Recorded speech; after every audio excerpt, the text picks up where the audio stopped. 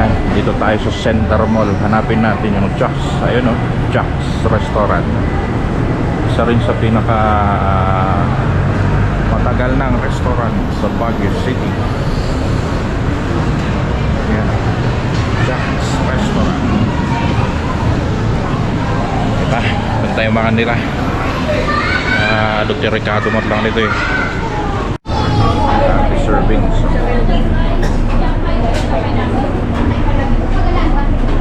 Toppings na po yung Jack's Rice. Yan, ganito na po yung chicken nila. Yan, dalawang lumpia, isang itlog, maliit na parang isang dalawang kutsara atang vegetable, tapos lechon maliit for 199 pesos. Is it worth it, mga kapatid? Ay, fried chicken yan. Ayan, tayo na po. Ganun talaga. Ganun talaga ang panahon ngayon. Medyo tinipid na po yung Ricardo's ata. Parang kakapiranggot lang. Ganun talaga buhay. Ganito na pala ang Jack's Rice, no? I did not expect it. Doon kasi medyo isang hita ng manok, malaki talaga, no? Tapos isang slice na lechon kawali, yun ang ini-expect ko. Anyway, ganun talaga. Nagtitipid na lahat ng mga tao. Mataas ang bilihin.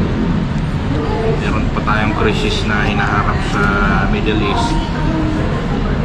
Yung crudo daw mahal.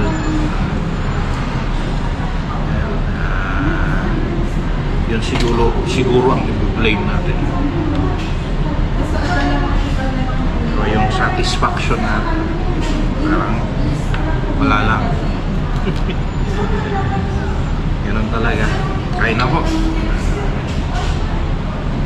Kain na. Tsaka hindi pa available lahat ng mga i-order mo talaga. Kung gusto mong availability or gusto mong kainin, wala. Ito na lang daw.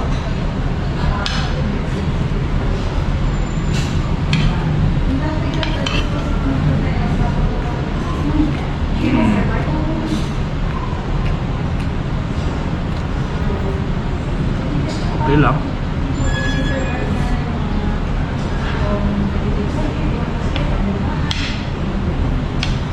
Yung lasa na rin nag-iba.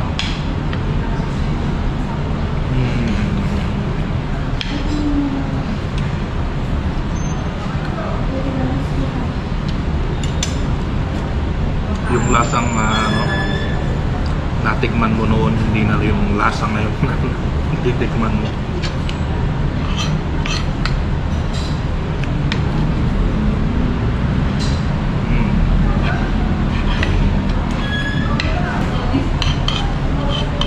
Pero yung lasa sana hindi palitan mo, hindi magbago sana.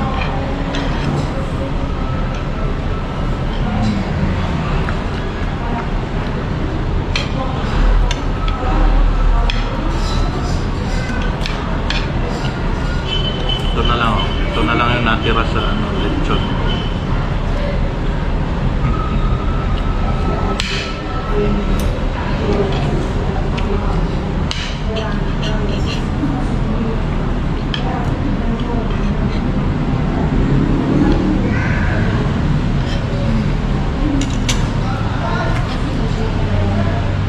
Tikman natin.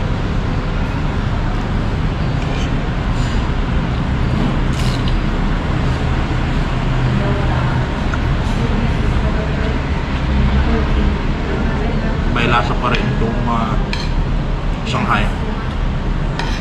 Kaso nga lang dinagdag dito eh. Wala ito noon.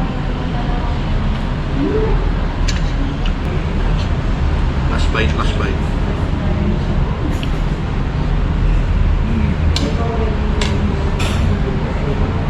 That's it guys. Follow and subscribe for more videos to come.